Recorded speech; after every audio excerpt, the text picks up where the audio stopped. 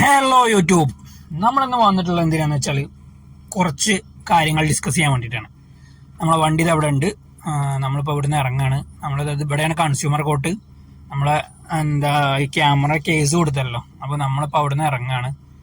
അപ്പോൾ കേസ് ഇതുവരെ വിധിയായിട്ടൊന്നുമില്ല. വിധി എന്നല്ല, അതിൻ്റെ എന്താ എന്ന് പോലും അറിയാത്തൊരു രീതിയിലാണ് ഇപ്പോൾ കേസൊക്കെ നിന്ന് പോണത്. അപ്പോൾ ഞാൻ അതിനെക്കുറിച്ച് നമ്മളോട് 2-3 ആളുകൾ ഇങ്ങനെ ചോദിച്ചു, എന്തായി, ഡീറ്റെയിൽസ് എന്തായി, എന്തെങ്കിലും ആയോ, വിധി ആയോ എന്നൊക്കെ 2-3 ആൾക്കാർ ചോദിച്ചു. അപ്പോൾ അതിനുള്ളൊരു മറുപടി ആയിട്ടാണ് ഇപ്പോൾ ഞാൻ ഈ വീഡിയോ ചെയ്യുന്നത്. നമുക്ക് വണ്ടി ഓടിച്ചുകൊണ്ട് സംസാരിക്കാം, കുഴപ്പമൊന്നുമില്ലല്ലോ. അപ്പോൾ ഞാൻ അതിനെക്കുറിച്ച് പറയുകയാണെങ്കിൽ, ഞാൻ ഇപ്പോൾ എന്താണെങ്കിലും ഒരു 1.5 വർഷം കഴിഞ്ഞു കേസ് കൊടുത്തിട്ട്. 2023 ജനുവരി 15-നാണ് ഞാൻ കേസ് കൊടുക്കുന്നത്.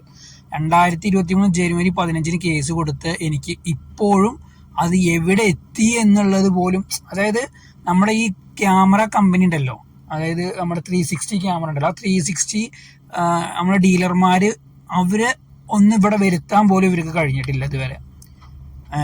ഞാൻ ഒരുപാട് തവണ, ഇപ്പോൾ 3 തവണ ഞാൻ തന്നെ ചെന്നിട്ടുണ്ട്. 3 തവണ അതായത് അവരാരും അപ്പിയർ ചെയ്യാതെ, നമ്മുടെ ഓപ്പോസിറ്റ് പാർട്ടി ഉണ്ടല്ലോ, ഓപ്പോസിറ്റ് പാർട്ടിയിൽ ആരും അപ്പിയർ ചെയ്യാതെ ഞാൻ മാത്രം ചെന്നിട്ടുണ്ട്.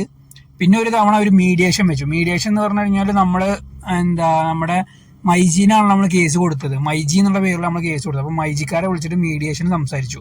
ഒരു വക്കീലുണ്ടാവും നമ്മളെ മീഡിയേറ്റർ ആയിട്ട്. അവർ നമുക്ക് വേണ്ടി സംസാരിക്കും. അവർ നമുക്ക് വേണ്ടിയിട്ടല്ല, 2 ആൾക്കും കൂടി വേണ്ടി സംസാരിക്കും.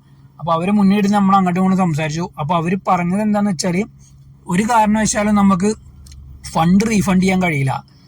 ക്യാമറ ആണെന്നുണ്ടെങ്കിൽ മാറ്റി തരാനും കഴിയില്ല എന്ന് പറഞ്ഞിട്ട് മൈജിക്കാരനോട് പറഞ്ഞത്, മാറ്റി തരാനും കഴിയില്ല, വേണമെന്നുണ്ടെങ്കിൽ ശരിയാക്കി തരാം, അങ്ങനെ പറഞ്ഞത്. വേണമെന്നുണ്ടെങ്കിൽ ശരിയാക്കി തരാം എന്ന് പറഞ്ഞു. അപ്പോൾ ഞാൻ ചോദിച്ചു എത്ര സമയം എടുക്കുമെന്ന് ചോദിച്ചു. അപ്പോൾ അവർ പറഞ്ഞത് എന്നോട് 3 മാസം, 2-3 മാസമാണ് അവർ സമയം പറഞ്ഞത് എന്നോട്. അതുവരെയൊക്കെ നമുക്ക് ഈ ക്യാമറ യൂസ് ചെയ്യാതിരിക്കും. നമ്മൾ 10-28,000 റുപ്യ 30,000 റുപ്യം കൊടുത്ത് മേടിച്ചിട്ട് എനിക്ക് ഒരു തവണ പോലും യൂസ് ചെയ്യാനും പറ്റിയിട്ടില്ല കേട്ടത്. അപ്പോൾ മീഡിയേറ്റർ മുന്നിൽ നിന്ന് സംസാരിച്ചു. മീഡിയേറ്ററും ഞാൻ കാര്യം പറഞ്ഞു, അതുപോലെ തന്നെ മൈജിയുടെ കാര്യം പറഞ്ഞു. അവിടുന്ന് ഒന്നും ആയില്ല, ഒത്തുതീർപ്പായില്ല. ഇത് 3 സിറ്റിങ്ങിന് ശേഷമാണ്, അതായത് 3 മാസം, ഓരോ മാസം ഓരോ സിറ്റിംഗ് ഉണ്ടാവുന്നത്. അങ്ങനെ 3 മാസം കഴിഞ്ഞിട്ടാണ് മീഡിയേഷൻ വെക്കുന്നത്. മീഡിയേഷൻ സംസാരിച്ചു, മീഡിയേഷനൊന്നും ആയില്ല. 4-ാമത്തെ മാസം കഴിഞ്ഞു. പിന്നെ കേസ് വിളിക്കും, ഞാൻ അപ്പിയർ ചെയ്യും, മറ്റേ വക്കീല് പറയും ഇവർ വന്നിട്ടില്ല. അതന്നെ അവസാനം ഞാൻ എന്ത് ചെയ്തു, എനിക്കിത് ഇങ്ങനെ ഡെയിലി നമുക്ക് കോർട്ടിൽ പോകാൻ പറ്റാത്തതുകൊണ്ട് ശരിക്കും നമുക്ക് തന്നെ ചെയ്യാവുന്ന കാര്യമുള്ളൂ. അതായത് നമുക്കൊരു പരിപാടിയും പാടില്ല. ഒരു 1-2 കൊല്ലം നമുക്ക് അവർ വിളിക്കുന്ന സമയത്ത് അവർ ഏതെങ്കിലും ഡേറ്റ് ആകുമ്പോൾ വെക്കുക, ആ ഡേറ്റിന് നമ്മൾ പോകണം. ആ ഒരു ബുദ്ധിമുട്ടുണ്ട്. അപ്പോൾ ചെന്നു, മീഡിയേഷനൊക്കെ കഴിഞ്ഞ് പിന്നെ ഓരോ സിറ്റിങ്ങിലും ഇങ്ങനെ നീണ്ടു പോകണം. അവസാനം എന്നോട് പറഞ്ഞൊരു അവസാനം ഞാൻ എന്ത് ചെയ്തു എന്ന് വെച്ചാൽ, എനിക്കൊരു വക്കീലിനെ വെച്ചു. കാരണം നമ്മളിത് എത്രയെന്ന് വെച്ചിട്ട് അങ്ങനെ വക്കീലിനെ വെച്ച് കഴിഞ്ഞാൽ പിന്നെ നമ്മൾ പോകേണ്ട ആവശ്യമില്ല, നമ്മൾ കംപ്ലൈൻറ്റ് ചെല്ലേണ്ട ആവശ്യമില്ല. വക്കീലിന് ഒരുവിധം കാര്യങ്ങളൊക്കെ ചെയ്യുന്നുണ്ട്. അപ്പോൾ ഞാൻ വക്കീലിനെ വെച്ചു. ഇപ്പം എനിക്ക് ടോട്ടൽ കോസ്റ്റ് ഇപ്പോൾ വന്നത് 3K റുപ്പീസാണ്. 3,000 രൂപയാണ് എനിക്ക് ടോട്ടലായിട്ട് കോസ്റ്റ് വന്നത്. അതായത് വക്കീൽ ഫീസ് മാത്രമാണ്. വക്കീൽ ഫീസ് മാത്രം വന്നത് 3,000 രൂപയാണ് ഇതുവരെ വന്നിട്ടുള്ളത്. പിന്നെ ഇപ്പോൾ വക്കീലാണ് നടത്തിക്കൊണ്ടിരിക്കുന്നത്. അപ്പോൾ എന്നെ വിളിക്കും, ഞാൻ ജസ്റ്റ് എവിടെയെങ്കിലും ഒപ്പിടാനോ കാര്യങ്ങളോ ഉണ്ടെങ്കിൽ ജസ്റ്റ് ഒന്ന് ഒപ്പിടും, എന്നിട്ട് തിരിച്ചു പോരും. വക്കീല് നടത്തിക്കൊണ്ടിരിക്കുന്നുണ്ട്. അപ്പോൾ എന്നോട് അവസാനമായിട്ട് ഞാൻ ഇടയ്ക്കിടയ്ക്ക് വക്കീലിനോട് ചോദിക്കും, എന്തെങ്കിലും ആയോ എന്ന് ചോദിക്കും. അപ്പോൾ ഇതുവരെ എന്തായാലും ഒന്നും ആയിട്ടില്ല. അപ്പോൾ വക്കീൽ എന്നോട് പറഞ്ഞത്, ഈ വർഷത്തിനുള്ളിൽ എന്താണെങ്കിലും അത് തീരുമാനമാക്കി തരാം എന്നാണ് എന്നോട് പറഞ്ഞിട്ടുള്ളത്. അപ്പോൾ എനിക്കിതിലൊരു കാര്യം മനസ്സിലായി. എന്തായാലും സാധാരണ ജനങ്ങൾ കേസ് കൊടുക്കാൻ പോവാതിരിക്കുന്നതായിരിക്കും ബെറ്റർ.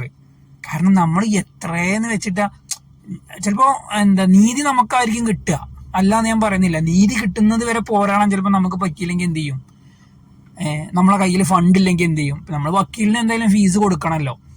ഞാൻ ചെന്ന സമയത്ത് തന്നെ അവിടെ വേറെ ആളുണ്ടായിരുന്നു കേട്ടോ, ഒരു ചേട്ടൻ, കുറച്ച് പ്രായമുള്ള ഒരാളാണ്.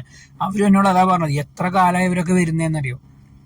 ഈവൻ അവരെടുത്താണ് തെറ്റ് എന്ന് അറിഞ്ഞാൽ പോലും, അതായത് നമ്മുടെ കയ്യിലിരിക്കുന്ന ക്യാമറയ്ക്ക് കംപ്ലൈന്റ് ഉണ്ട് എന്ന് പ്രൂവ് ചെയ്ത് കൊടുത്താൽ പോലും പിന്നെയും വാദം കേൾക്കാനും ഒരുപാട് സമയം എടുക്കുകയാണ് പിന്നെയും. കാരണം ഞാൻ എൻ്റെ ക്യാമറ കാണിച്ചു കൊടുത്തു, അവർക്ക് വീഡിയോ എടുക്കുമ്പോൾ ഇന്നതാണ് വരുന്നത് എന്ന് കാണിച്ചു കൊടുത്തു. എന്നിട്ട് പോലും അവർക്കൊരു വിധി പറയാൻ പറ്റുന്നില്ല. ഞാൻ കോർട്ടിനെ വെല്ലുവിളിക്കുന്നല്ല കേട്ടോ. പക്ഷെ ഇതൊരു സാധാരണ ജനങ്ങൾക്ക് ഭയങ്കര ബുദ്ധിമുട്ടുണ്ടാക്കുന്ന ഒരു പരിപാടിയാണിത്. എന്തൊക്കെ പറഞ്ഞാലും സാധാരണ ജനങ്ങൾക്ക് ഭയങ്കര ബുദ്ധിമുട്ടാണ്. കാരണം എന്താണെന്ന് വെച്ചാൽ എത്രയെന്ന് വെച്ചിട്ട് നമ്മൾ കോടതി കയറി ഇറങ്ങാം. ഇത് കൊലക്കേസൊന്നും അല്ലല്ലോ, ജസ്റ്റ് ഒരു ക്യാമറ ഒരു സ്ഥലത്ത് നിന്ന് മേടിച്ചു. ആ മേടിച്ച സാധനം നമുക്ക് പ്രോപ്പറായിട്ട് ഉപയോഗിക്കാൻ കഴിയുന്നില്ല. അപ്പോൾ ഒന്നെങ്കിൽ അവർക്ക് കൺസ്യൂമർ കോർട്ടിന് ഡയറക്റ്റ്ലി പറഞ്ഞൂടെ നിങ്ങൾ ഇത് മാറ്റിക്കൊള്ളു. ഞാൻ ആദ്യം അതാ പറഞ്ഞത്, ഇത് മാറ്റി തന്നാൽ മതി, എനിക്ക് കുഴപ്പമില്ല. അപ്പോൾ അത് പറ്റുന്നില്ല. അല്ലെങ്കിൽ ഇപ്പോഴാണ് എനിക്ക് പറയാനുള്ളത്, എനിക്ക് ഫണ്ട് റീഫണ്ട് വേണം. കാരണം ഇത്രയും കാലം 1.5 വർഷമായിട്ട് ഞാൻ ഇതിന്റെ പിന്നാലെ നടക്കുക. അപ്പൊ എനിക്ക് അതിന്റെ ഫണ്ട് തിരിച്ചു കിട്ടണ്ടേ?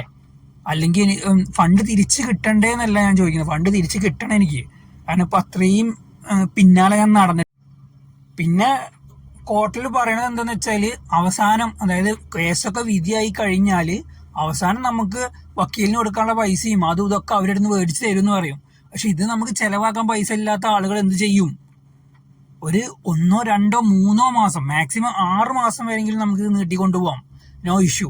പക്ഷെ ഇതിപ്പോ ഞാൻ കേസ് കൊടുത്തിട്ട് 1.5 വർഷമായി. ഞാൻ പറഞ്ഞ 2023 ജനുവരി 15 കൊടുത്ത കേസ് 2024 ജൂൺ ആയിട്ട് പോലും ഇത് തീരുമാനമായിട്ടില്ല. എന്താ എന്ന് പോലും ആയിട്ടില്ല. എന്റെ വക്കീൽ എന്നോട് പറഞ്ഞത് ഈ കൊല്ലം വിധി ആവാം എന്നേ പറഞ്ഞിട്ടുള്ളൂ. ആവും എന്നുള്ളൊരു പ്രതീക്ഷയിലാണ് ഞാനിരിക്കുന്നത്.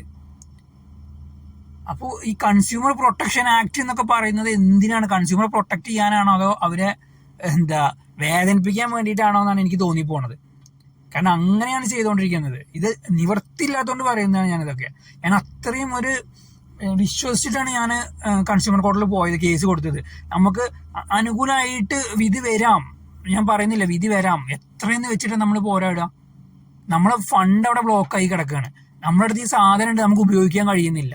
10-30,000 റുപ്യന്റെ സാധനം നമ്മൾ മേടിച്ചിട്ട് നമുക്കത് ഉപയോഗിക്കാൻ കഴിയുന്നില്ല.